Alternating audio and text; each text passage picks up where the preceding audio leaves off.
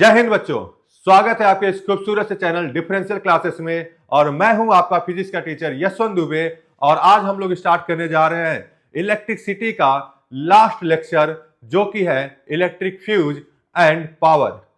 Right. अच्छा, इसके पहले हम लोग करंट के बारे में पढ़ चुके हैं, रेजिस्टेंस के बारे में पढ़ चुके हैं, plus series combination and parallel combination के बेसिस पे न्यूमेरिकल को टच किया गया है। तो जो भी बच्चे अभी तक नहीं देखें तो एक बार जरूर वीडियो के प्लेलिस्ट में जाएंगे और पार्ट 1, पार्ट 2, पार्ट 3, पार्ट 4 एक बार जरूर देखेंगे।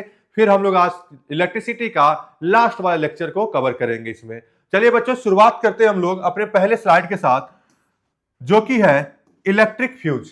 ठीक है। और रही बात यह है सर कि आप अपने घरों में या फिर कोई भी अगर एक इलेक्ट्रॉनिक डिवाइस है उसमें इस टाइप का फ्यूज आप देखे होंगे। और मैं कहूं अधिकतर केस में आप जो इन्वर्टर आती है उस इन्वर्टर में जो पीछे जो लगी होती है मशीन, उसमें आप ये वाली फ्यूज देखे होंगे। और ये आप अपने घरों में जो मेन सर्किट होता है उस मेन सर्किट में इस तरीके का फ्यूज आप लोग देखे होंगे। हम लोग इसी के बारे में सर पढ़ेंगे कि सर ये इलेक्ट्रिक फ्यूज होता क्या है, प्लस इसका फंक्शन क्या है। राइट। तो चलिए सबसे पहले समझ लेते हैं सर ये इलेक्ट्रिक फ्यूज है क्या एक्चुअली में। ठीक है। जैसे बताया जा रहा है कि sir an electric fuse is a safety device that operates to provide a protection against the overflow of current in an electrical circuit। ठीक है। इसका मतलब यह है कि सर अगर हमारे पास जो इलेक्ट्रिकल सर्किट है उस इलेक्ट्रिकल सर्किट में जो ओवरफ्लो ऑफ करंट होता है, ठीक है, जो अचानक से करंट क्या हो जाए, बढ़ जाए, ओवरफ्लो हो जाए करंट का, तो उस सर्किट को, पूरे सर्किट को बचाने के लिए एक सेफ्टी डिवाइस की तरह हम एक चीज यूज करते हैं जिसका नाम है इलेक्ट्रिक फ्यूज। यानी कि सर ये जो इलेक्ट्रिक फ्यूज है ये क्या है बच्चा, एक सेफ्टी डिवाइस है। ठीक है। प्रोटेक्ट करने के लिए, किसके अगेंस्ट प्रोटेक्ट करना है सर, ओवरफ्लो ऑफ करंट के लिए। हमारे पास कोई भी अगर इलेक्ट्रिकल सर्किट है, उस इलेक्ट्रिकल सर्किट में अगर ओवरफ्लो ऑफ करंट हो रहा है, ठीक है, उस केस में उस ओवरफ्लो को रोकने के लिए हमारे घरों में जो एक electrical device, safety device use किया जाता है उसका नाम क्या है बच्चा, इलेक्ट्रिक फ्यूज नाम है। ठीक है। दूसरी बात क्या कह रहा है कि sir it help us to protect the device by stopping or interrupting the current. ठीक है। तो ये क्या करता है बच्चा, ये कैसे स्टॉप करता है सर, ये करंट को क्या कर देता है, रोक देता है। अगर करंट मूव कर रही है सीधे डायरेक्शन में और अगर मैं यहां पे कोई भी इलेक्ट्रिक फ्यूज लगा दूं, ठीक है, और करंट इसमें इस वाले वायर में मूव कर रही इस डायरेक्शन में, राइट, तो होगा क्या कि सर अगर इस करंट जो है अगर ये स्टेडी रेट में ना जाके ये ओवरफ्लो हो जाए, ओवरफ्लो होने लगे, तो ये क्या हो जाएगा, बीच में से ब्रेक हो जाएगा। ठीक है। जैसे ही बीच में से ब्रेक होगा तो सर इधर करंट जाएगा ही नहीं। ठीक है। और इस साइड में जितने भी आपके इलेक्ट्रिकल एप्लायंसेस यूज किए होंगे वो सारे आपके सेफली बच जाएंगे। ठीक है। तो ये जो लगाया गया है सर छोटा सा डिवाइस, इसी का नाम क्या है बच्चा, इलेक्ट्रिक फ्यूज नाम है। ठीक है। आगे क्या कह रहा है sir, under normal condition the fuse wire is a part of the circuit. ठीक है। यानी कि सर जब नॉर्मल कंडीशन होता है, जब करंट बिल्कुल ही अपने स्टेडी रेट में चलता है, बिल्कुल नॉर्मल रेट में चलता है, तो उस केस में ये जो इलेक्ट्रिक फ्यूज है ये उसी सर्किट का ही पार्ट होता है। ठीक है। उसी सर्किट का पार्ट होता है। लेकिन जैसे ही क्या हो जाए बच्चा, ओवरफ्लो होने लगे, ठीक है, अगर ओवरफ्लो होने लगेगा करंट का, तो ये फ्यूज जो होगा वो क्या कर देगा बच्चा, ब्रेक कर देगा। ठीक है। ताकि क्या हो जाए, करंट आगे ना मूव कर पाए। ठीक है। अब चलते हैं बच्चा हम लोग अपने अगले स्लाइड की तरफ, और इसमें हम लोग फंक्शन के बारे में पढ़ेंगे कि सर ये कैसे ब्रेक करता है करंट को। जैसे यहां दिया गया है वर्किंग ऑफ इलेक्ट्रिक फ्यूज। ठीक है। तो क्या कह रहा है कि सर कि when an excessive amount of current flows through the fuse wire the heating effect of the current cause the fuse wire to melt. ठीक है। यानी कि सर जब भी किसी भी वायर के अंदर एक्सेसिव अमाउंट में करंट मूव करेगा, करंट फ्लो करेगा, उस केस में जो इलेक्ट्रिक फ्यूज होगा वो क्या हो जाएगा, इलेक्ट्रिक फ्यूज का जो वायर होगा वो मेल्ट हो जाएगा। और मेल्ट होने से क्या होगा, जो करंट जो फॉरवर्ड डायरेक्शन मूव कर रही थी वो वहीं से ब्रेक हो जाएगी, इंटरप्ट हो जाएगी। ठीक है। तो ये क्या करता है सर, ये मेल्ट हो जाता है। ठीक है। जैसे ही करंट बढ़ा, करंट ओवरफ्लो में चलने लगा, ये तुरंत मेल्ट हो जाएगा। और जैसे ही सर ये मेल्ट होगा तो हमारा जो सर्किट होगा वो ब्रेक डाउन हो जाएगा। ठीक है। This is because the fuse wire is chosen such that it has a low melting point and high resistance. बच्चा ये चीजें हमारे लिए ज्यादा इंपॉर्टेंट है। ठीक है। अब बात आती है सर जो हमारे पास जो फ्यूज वायर होता है, ठीक है, तो बच्चा जो फ्यूज वायर है, फ्यूज वायर की याद रखना है सर कि सर फ्यूज वायर की लो मेल्टिंग पॉइंट होनी चाहिए एंड हाई रेजिस्टेंस होना चाहिए। ठीक है, लो melting point and high resistance. Sir समझना होगा सर ये हाई रेजिस्टेंस किस लिए होता है। ठीक है बच्चा, अगर हाई रेजिस्टेंस होगा तो according to the Joule's law of heating H is proportional to the R। ठीक है, यानी कि सर जितना ज्यादा रेजिस्टेंस उतना ज्यादा हीट। ठीक है, दूसरी बात सर इसकी लो मेल्टिंग पॉइंट होनी चाहिए उस वायर की। ठीक है, अब जब हीट होगा तो क्या कर जाएगा, तुरंत ही मेल्ट हो जाएगा, और जैसे ही मेल्ट होगा तो हमारा सर्किट जो होगा वो ब्रेक हो जाएगा, और जो भी इलेक्ट्रिकल अप्लायंसेस हम यूज करेंगे वो इलेक्ट्रिकल अप्लायंसेस ओवरफ्लो का शिकार नहीं बनेगा। ठीक है, आगे क्या कह रहा है sir, this is cause the loop to break thereby stopping the flow of charges in the circuit. ठीक है, जैसे क्या होगा सर, अगर ये जो हमने जो फ्यूज वायर हम लोग यूज कर रहे हैं, ये फ्यूज वायर में क्या होगा बच्चा, सर इस फ्यूज वायर में अगर excessive amount of current move करता है तो ये फ्यूज वायर के पास low melting point and high resistance के होने की वजह से, हीटिंग इफेक्ट के होने की वजह से ये क्या हो जाएगा बच्चा, मेल्ट हो जाएगा, और मेल्ट होने के बाद वो क्या करेगा सर, उस सर्किट को ब्रेक कर देगा, और उसमें से जो करंट है वो मूव नहीं कर पाएगा फॉरवर्ड डायरेक्शन में, और जिसकी वजह से क्या हो जाएगा, हमारा जो भी इलेक्ट्रिकल अप्लायंसेस जो होगा वो सेफली बच जाएंगे। देख, जैसे कि सपोज करते हैं बच्चा कि अगर हमारे पास कोई एक सर्किट है और यहां पे कोई एसी सोर्स है, एसी सोर्स है या फिर डीसी सोर्स है। ठीक है, और ये हमारे पास सर्किट है, और सर यही सी सर्किट में एक हम लोग क्या लगा देते बच्चा, एक हम लोग एक फ्यूज वायर लगा देते हैं यहां पे, और यहां पे हम लोग लगा देते हैं सर एक बल्ब। ठीक है, यहां पे एक और रेजिस्टेंस, एक और रेजिस्टेंस, एक और रेजिस्टेंस। ठीक है, ठीक है, ऐसे कई सारे रेजिस्टेंस लगा देते हैं हम लोग। रेजिस्टेंस का मतलब हो गया सर कई सारे इलेक्ट्रिकल अप्लायंसेस लगा देते हैं यहां पे। ठीक है, अब क्या होगा बच्चा, सपोज करते हैं बच्चा इसमें से क्या हो रहा है, करंट इधर से मूव कर रहा है इस डायरेक्शन में। ठीक है, और ये जो करंट है वो एक्सेसिव अमाउंट में मूव कर रहा है, तो एक्सेसिव अमाउंट में मूव करेगा तो due to low melting point and high resistance ये क्या हो जाएगा, टूट जाएगा, मेल्ट हो जाएगा, और मेल्ट हो जाएगा तो ये क्या हो जाएगा बच्चा, ये सर्किट को यहां पे ब्रेक कर देगा। ये सर्किट को यहां पे क्या कर देगा बच्चा, ब्रेक कर देगा। सर्किट को यहां पे क्या कर देगा बच्चा, ब्रेक कर देगा, और सर ये जैसे ही सर्किट ब्रेक होगा, ठीक है, इसमें से जो भी हमारे पास इलेक्ट्रिकल अप्लायंसेस जो होंगे वो हमारे पास सेफली बच जाएंगे। ठीक है, यही काम होता है बच्चा इलेक्ट्रिक फ्यूज का। ठीक है, अब चलते हैं बच्चा अपने अगले स्लाइड की तरफ। ठीक है, अब बात करते हैं बच्चा रेटिंग ऑफ इलेक्ट्रिक फ्यूज।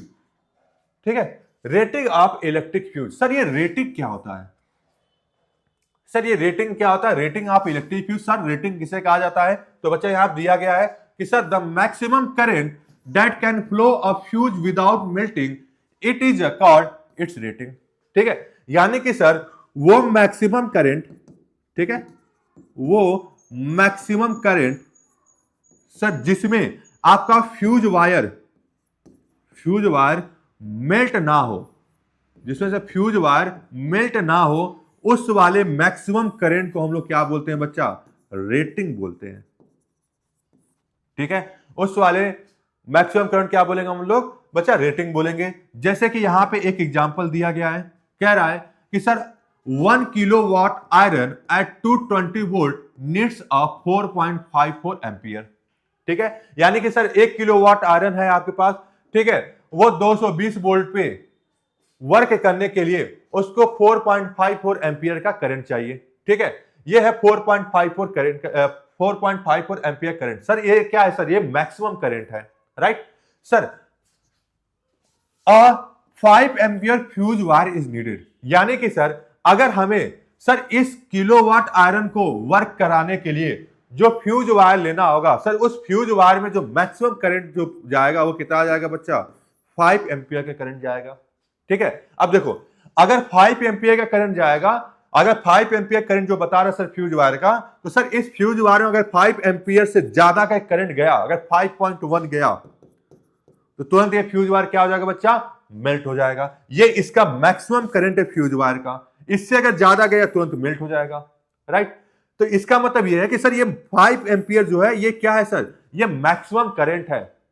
ठीक है। ये 5 एम्पियर क्या है सर, इस फ्यूज वायर का मैक्सिमम करंट है, जिसमें क्या होगा, जितने भी इलेक्ट्रिकल एप्लायंसेस होंगे वो बहुत ही अच्छे तरीके से वर्क करेंगे। ठीक है, इसका मतलब ये है बच्चा कि सपोज करते हैं बच्चा, अगर 5 एम्पियर का मैक्सिमम करंट है जो आपके फ्यूज वायर का है, तो जो भी आपके घरों में इलेक्ट्रिकल एप्लायंसेस होंगे वो 5 एम्पियर से क्या होंगे, लेस वाले होंगे। ठीक है, लेस वाले होंगे, ताकि वो अच्छे तरीके से इलेक्ट्रिकल एप्लायंसेस वर्क कर सकें। ठीक है, तो बच्चा ये समझ गया कि नहीं, है कि नहीं।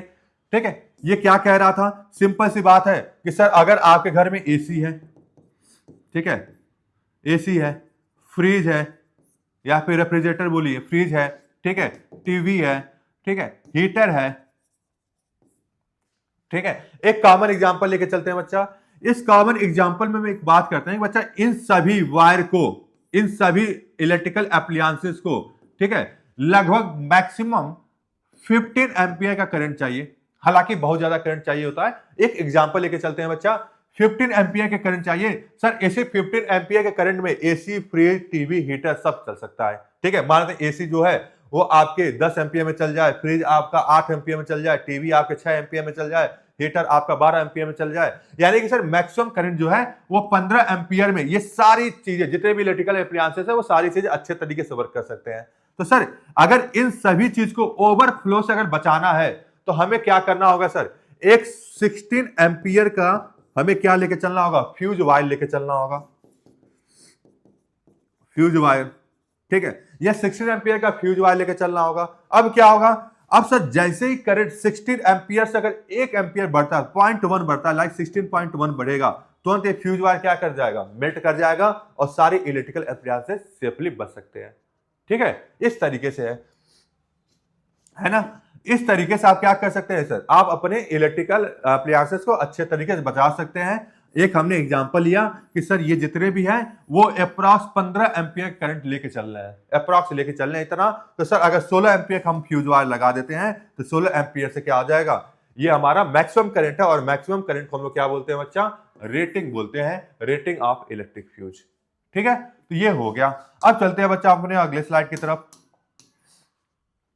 अब बात कर रहा है बच्चा इलेक्ट्रिक पावर। ठीक है, इलेक्ट्रिक पावर क्या होता है, कह रहा है sir rate of doing electrical work is known as electric power. Sir जो भी इलेक्ट्रिकल वर्क जितना रेट करता है, जितनी भी उसकी रेट ऑफ डूइंग वर्क होती है, उसी को हम लोग क्या बोलते हैं, पावर बोलते हैं। जैसे कि क्या कह रहा है कि sir rate of doing work यानी कि W/T इक्वल टू P। ठीक है, इसी को हम लोग क्या बोलते हैं बच्चा, पावर बोलते हैं। अब यहां से देखा जाए P इक्वल टू W/T दिया गया है, तो क्या हम P इक्वल टू E/T भी तो लिख सकते हैं। E मतलब वर्क, E क्या है हमारा, एनर्जी है। वर्क भी क्या होता है बच्चा, वर्क भी जो होता है वो काइंड ऑफ एनर्जी होता है, तो हम वर्क की जगह E भी लिख सकते हैं, E/T, राइट। ठीक, अब यहां पे जो लिखा है P इक्वल टू E/T लिखा हो या P इक्वल टू W/T लिखा हो, दोनों सही है।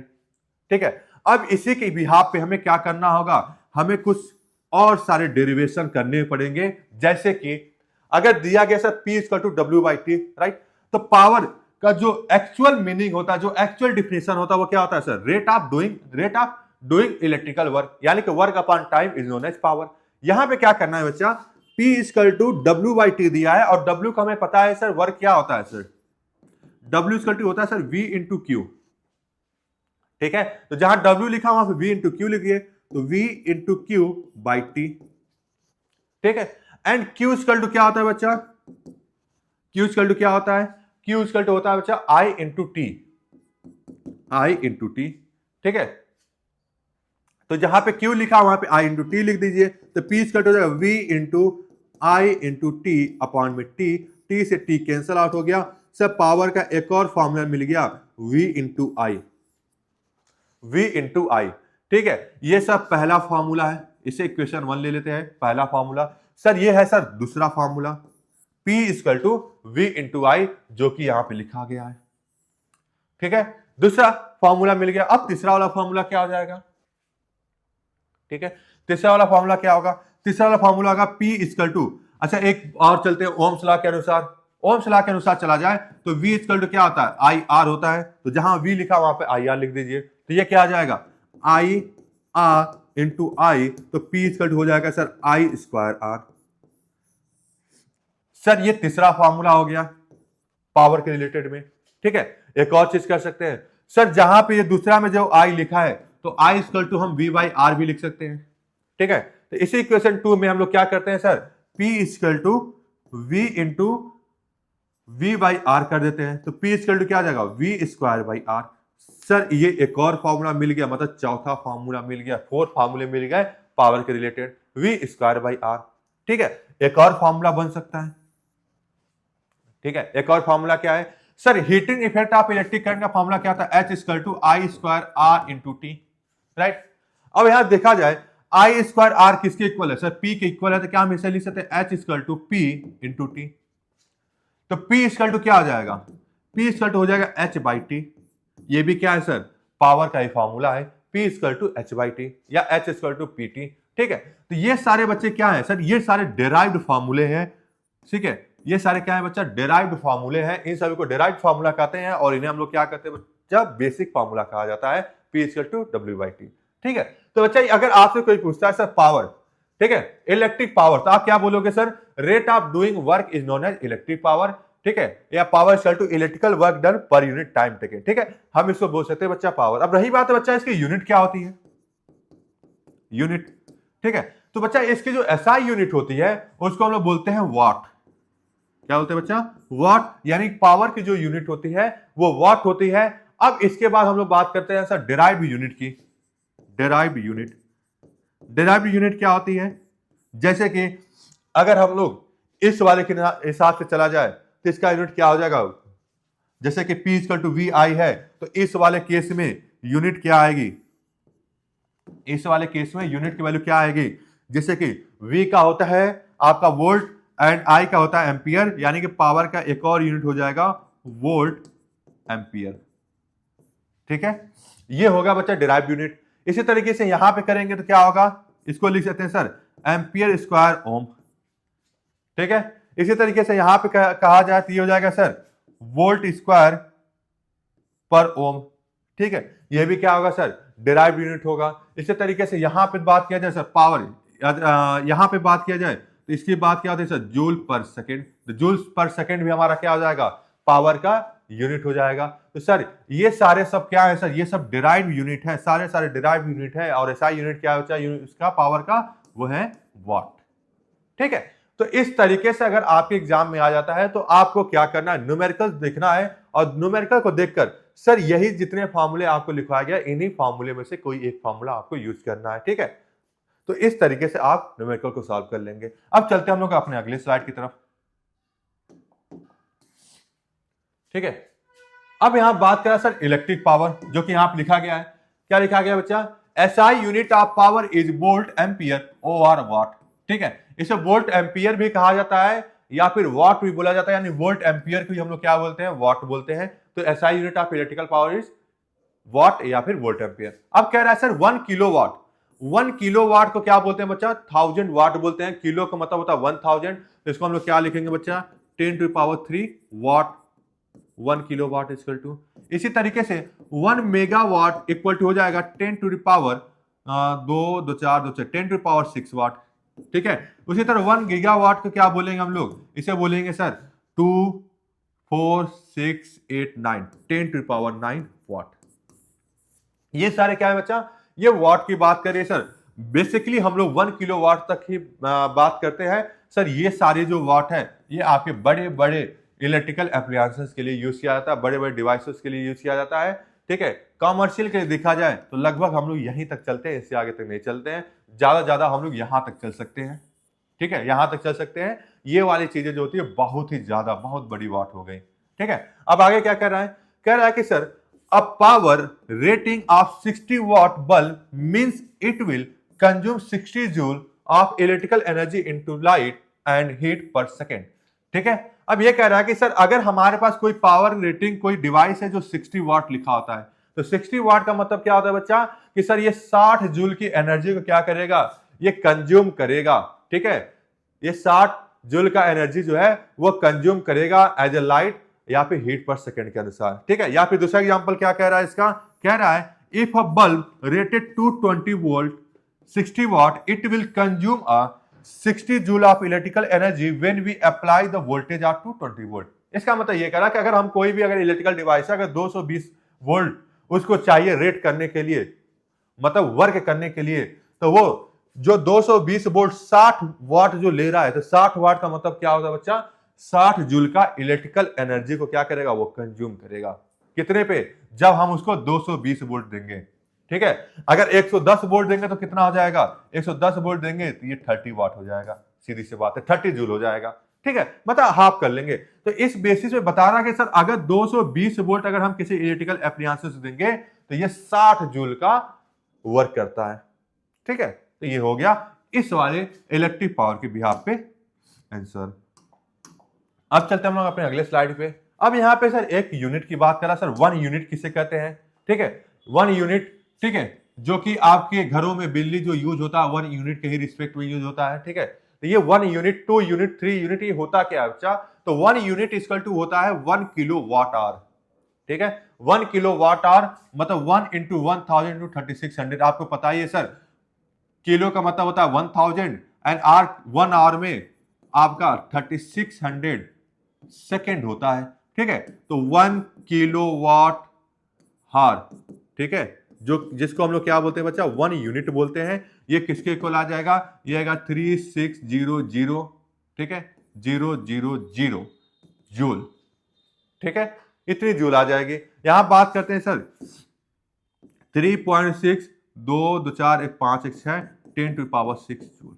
ठीक है, ये हो जाए किसी बच्चा 1 kWh equal to 1 unit. Sir एक यूनिट की जो वैल्यू होती है, जो एक यूनिट जो आपके घरों में जो बात करते हैं, जो आपके मीटर जो घरों में यूज होता है, तो एक मीटर जो बताता है कि एक यूनिट की जो बिजली खपत हुई है, तो बताता है एक्चुअली में कि सर 3.6 इंटू 10 पावर 6 जूल की एनर्जी खर्च हुई है।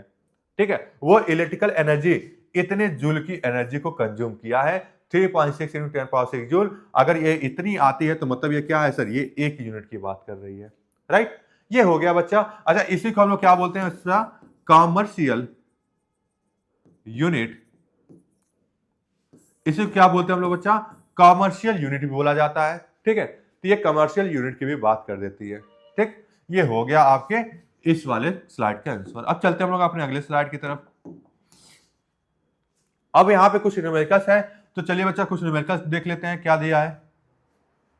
जैसे कि an electric bulb is rated 100 watt to 20 volt, calculate the magnitude of current. ठीक है, तो जो बच्चा गिवन है उसको पहले लिख देते हैं। पी इक्वल टू दिया है सर 100 वाट एंड वोल्टेज जो दिया गया है वो दिया गया है 220 वोल्ट एंड आपसे डिमांड क्या कर रहा है सर, करंट की वैल्यू पूछ रहा है। सर करंट की वैल्यू क्या होगी।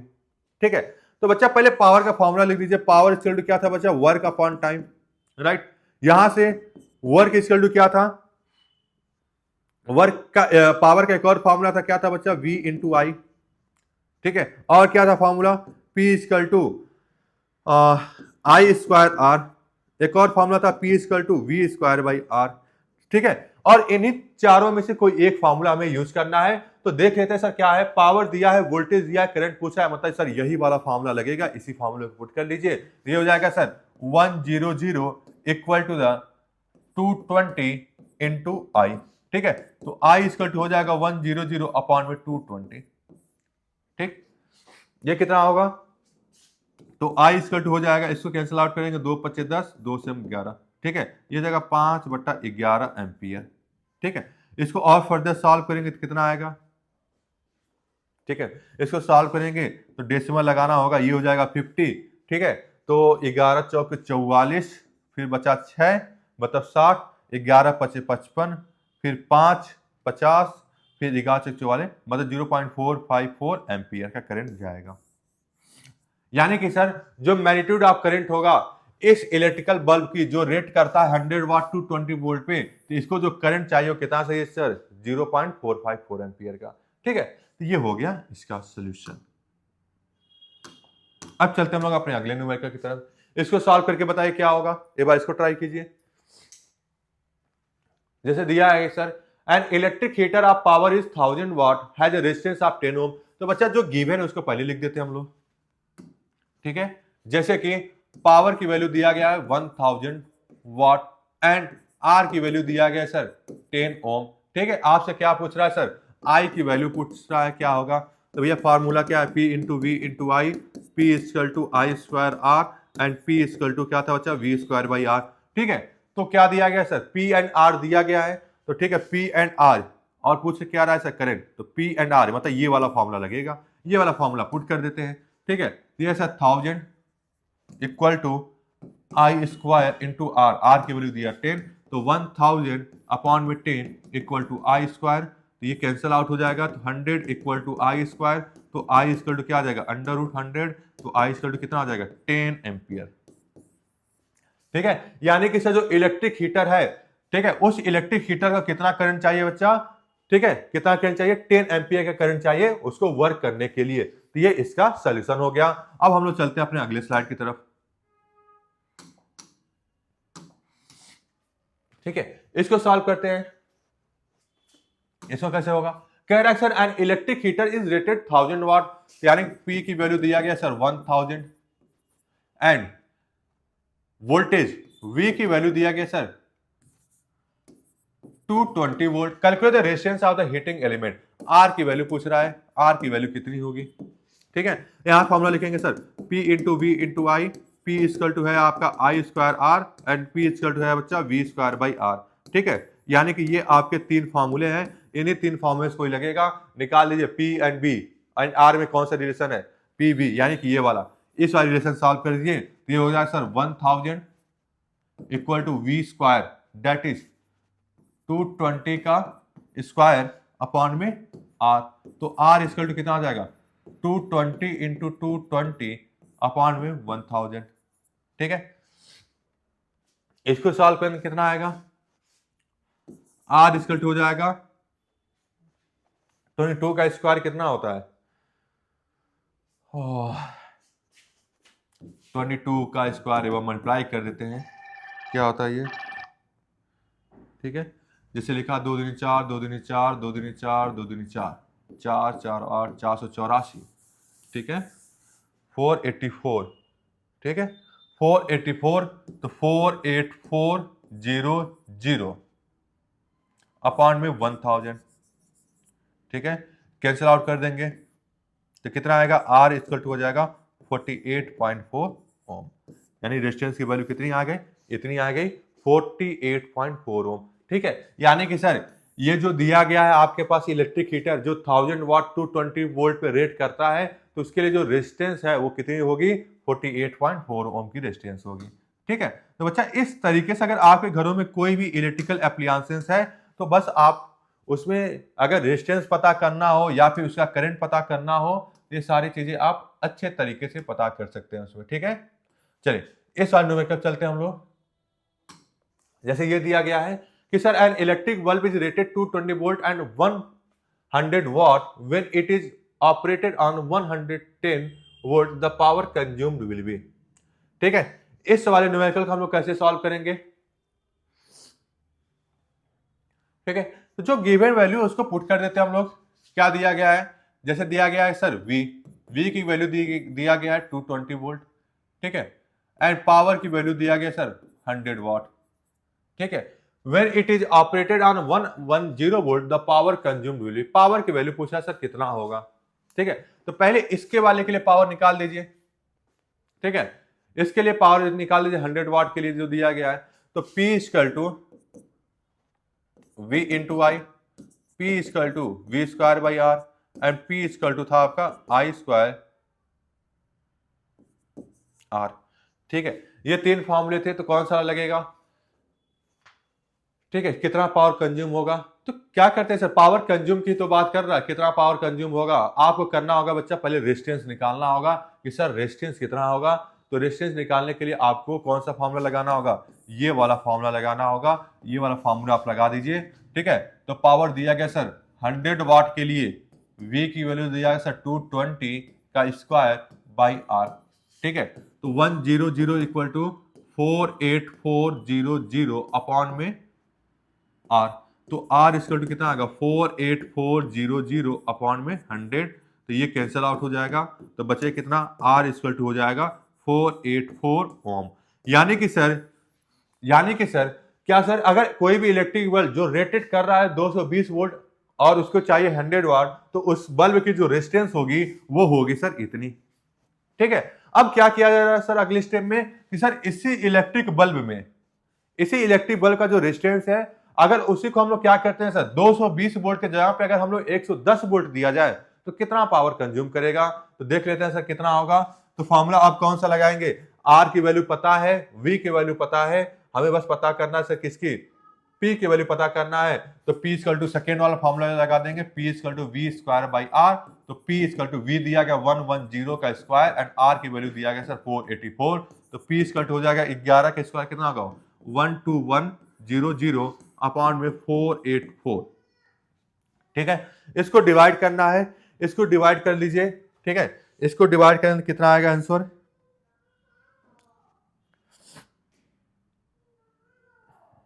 कितना आएगा,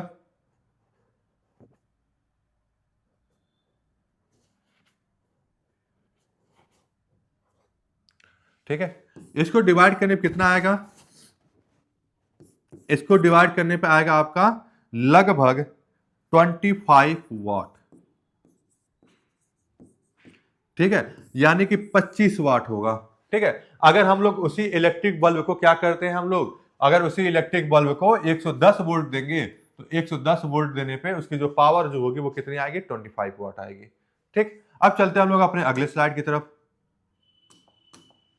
ठीक, अब यहां दिया गया sir 2 lamps, one rated 100 watt at 220 volt and the other 60 watt at 220 volt are connected in parallel to the electric means supply. What current is drawn from the line if the supply voltage is 220 volt?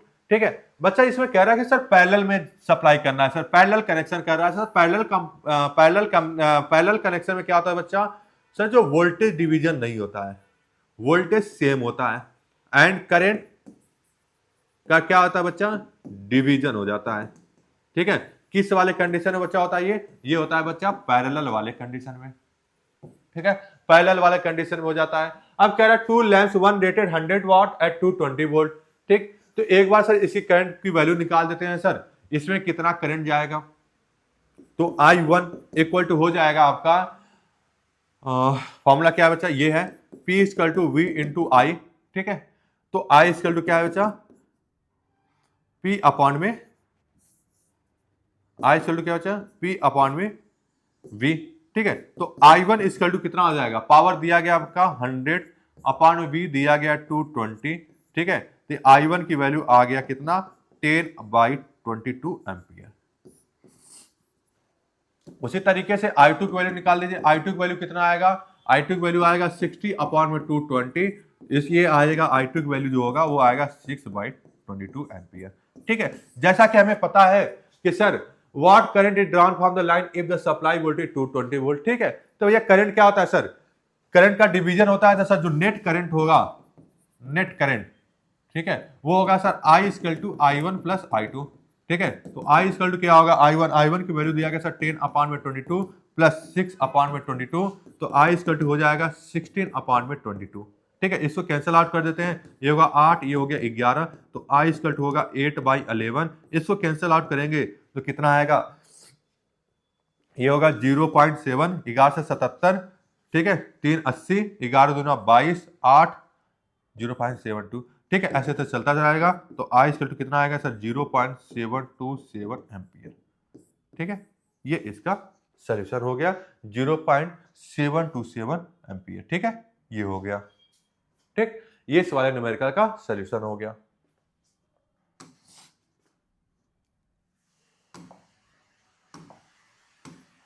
अब चलते हैं हम लोग अगले numerical की तरफ। ये क्या कह रहा है, कह रहा है कि which uses more energy. Sir यहां पे बोल रहा है कि सर कौन सबसे ज्यादा एनर्जी यूज करेगा। पहला दिया गया है sir 250 watt TV set in 1 hour या 1200 वाट टोस्टर इन 10 मिनट। तो सर एनर्जी की बात कर रहा है, मतलब पावर की बात कर रहा है, कौन सबसे ज्यादा यूज करेगा। तो बात देख लेते हैं कि सर कौन सा यूज करता है सबसे ज्यादा, एनर्जी की बात कर रहा है बच्चा। तो यहां पे देखा जाए H इक्वल टू क्या था बच्चा, I square RT and P equal to क्या था बच्चा, I स्क्वायर R था। यहां से H इक्वल टू क्या हो जाएगा, H इक्वल टू हो जाएगा P into T. H equal to क्या आ जाएगा, P इंटू टी। तो सर यहां पे लगा देते हैं सर पहले वाले A वाले केस के लिए। तो A वाले केस के लिए H की जो वैल्यू है वो कितनी आएगी, वो आएगी 250 इंटू 1 आवर। 1 आवर का मतलब होता है बच्चा 3600। ठीक है, तो H इक्वल टू कितना आ जाएगा 25 इंटू 36 इंटू 10⁻3। ठीक है, तो H इक्वल टू हो जाएगा 25 चौके 100, 25 25 125, 25 छके 150। ठीक है, जीरो बचा 15, 25 यहाँ 75, 75 5 80, 25 यहाँ 75, 75 10 85 5 90, 0 इंटू 10⁻3। तो H इक्वल टू कितना आ गया 9 इंटू 10⁵ जूल। ठीक है, इसका मतलब ये है कि सर जो टीवी सेट है वो टीवी सेट कितना एनर्जी लेगा सर, 9 इंटू 10⁵ जूल की एनर्जी कंज्यूम करेगा। उसी तरीके से बी वाला देख लिया जाए। ठीक है, तो H इक्वल टू कितना आ जाएगा 1200 इंटू 10 मिनट। मिनट को आप किस में कन्वर्ट कर दीजिए सर, सेकंड में कन्वर्ट कर दीजिए। तो 1 मिनट का 60 सेकंड, तो 10 मिनट का कितना होगा 600 सेकंड। ठीक है, तो H इक्वल टू हो जाएगा 12 छके 72। ठीक है, 0000। तो H इक्वल टू हो जाएगा सर 7.2 इंटू 10⁵ जूल। ठीक है, तो देखा जाए बच्चा टीवी सेट के लिए ये था बच्चा, टीवी सेट के लिए था, और ये था बच्चा किसके लिए, टोस्टर के लिए था। ठीक है, तो टोस्टर और टीवी सेट में सबसे ज्यादा एनर्जी कौन कंज्यूम कर रहा है, तो टीवी सेट कंज्यूम कर रहा है। इसका मतलब जो सोल्यूशन का जो इसका आंसर होगा विच यूजेस मोर एनर्जी, आप बताओगे सर कि sir TV set consume more energy than toaster. ठीक है, देन टोस्टर। ठीक है, तो ये इसका आंसर हो गया। अब चलते हैं हम लोग अपने अगले न्यूमेरिकल की तरफ। ठीक है, अब कह रहा है कि sir an electric iron consumes energy at a rate of 80 watt when heating is at the maximum rate and 330 watt when it is heating is at minimum. The voltage is 220 volt. What are the current and the resistance in each case? चलिए ठीक है, इसको भी solve कर लेते हैं। तो पहला केस नंबर 1 है, किसके लिए, मैक्सिमम के लिए है। ठीक है, मैक्सिमम के लिए। ठीक है, an electric iron consume electric energies at the rate of 880 watt when is heating is at maximum rate and 330 watt when is heating is at minimum. The voltage is 2। Voltage दिया गया है and power दिया गया है। तो power की value है sir 880 and V की वैल्यू है 220 वोल्ट। ठीक है, तो पहले करंट निकाल लेते हैं सर। I की वैल्यू क्या होगी, तो I की वैल्यू P का पहले फॉर्मूला निकाल लेते हैं। यहाँ पे I की वैल्यू पूछ रहा है। ठीक है, हम लोग इसको I1 मान लेते हैं केस 1 के लिए। ठीक है, तो यहाँ पे फॉर्मूला क्या बचा, P equal to V into I है। तो I इक्वल टू हो जाएगा आपका I इक्वल टू हो जाएगा आपका I1 इक्वल टू हो जाएगा आपका P अपॉन में V। तो I1 इक्वल टू हो जाएगा P है आपका 880 अपॉन में 220, कैंसल आउट हो गया 22 के 88। I1 की वैल्यू आ गया आपका 4 एम्पियर। ठीक है, 4 एम्पियर आया, राइट। अब रेजिस्टेंस भी निकाल लेते हैं सर इसी बेसिस पे, रेजिस्टेंस भी निकाल लेते हैं। ठीक है, तो R1 जो होगा according to the Ohm's law, according to Ohm's law क्या था, V इक्वल टू IR था। तो ठीक है, तो इसके लिए क्या होगा सर 220 अपॉन में I1 की वैल्यू दिया 4, तो इसकी R की वैल्यू बताएगी R1। इसको कैंसिल आउट करेंगे तो कितना आएगा 4 25 20। ठीक है, 2 4 25 20, यानी कि R1 की जो वैल्यू आएगा वो आएगा 55। ठीक है, करंट 4 एम्पियर का है, रेजिस्टेंस 5 एम्पियर का हुआ। अब बात करते हैं बच्चा केस 2 की। केस 2 ये किसके लिए बच्चा, मिनिमम वाले केस के लिए। ठीक है, इसमें जो पावर दिया गया वो दिया गया कितना 330 वाट, राइट। तो यही वाला लगाएंगे सर, P दिया गया सर इसमें 330 वाट, V दिया गया 220, I की वैल्यू निकाल दीजिए। तो I2 इक्वल टू हो जाएगा V अपॉन में P अपॉन में V। ठीक है, तो I2 equal to P upon में V। P दिया गया बच्चा 330 अपॉन में V की वैल्यू दिया गया सर 220, कैंसिल आउट करेंगे 11 यहाँ 33, 11 दूना 22, 2 कम 2 1.5। तो I2 की वैल्यू कितना आ गया सर 1.5 एम्पियर। ठीक है, रेजिस्टेंस कितना होगा, तो sir according to Ohm's law R2 equal to हो जाएगा आपका कितना, R2 इक्वल टू हो जाएगा आपका V बाई आई, ठीक है। तो R2 इक्वल टू V की वैल्यू दिया गया 220 एंड I की जो वैल्यू है वो दिया गया 3/2, ठीक है, 3/2, ठीक। अब यहां से इसको कैंसिल आउट करेंगे तो कितना होगा, R2 इक्वल टू हो जाएगा 22 दूना 44, 0/3 कैंसिल आउट करेंगे, 3 एक कम 3, 3 एक कम 3, 3 चौके 12, 2, 3 छके 18, 3 छके 18, तो R2 का वैल्यू कितना आएगा 148.6 ओम। यानी कि सेकंड वाले के लिए जो रेजिस्टेंस जो लगेगा वो कितना लगेगा सर 148.6, ठीक है।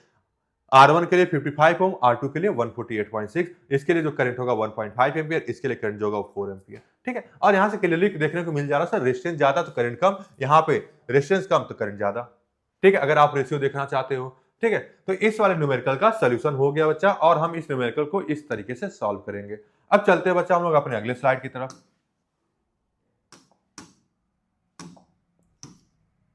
ठीक है, तो बस आज के लिए इतना ही। तो आज हम लोग क्या देखें सर, आज हम लोग इलेक्ट्रिक फ्यूज के बारे में पढ़े, इलेक्ट्रिक पावर के बेसिस पे न्यूमेरिकल को टच किया गया है एंड और आज ये आपका इलेक्ट्रिसिटी का लास्ट चैप्टर था, तो ये इलेक्ट्रिसिटी का लास्ट चैप्टर कंप्लीट हुआ।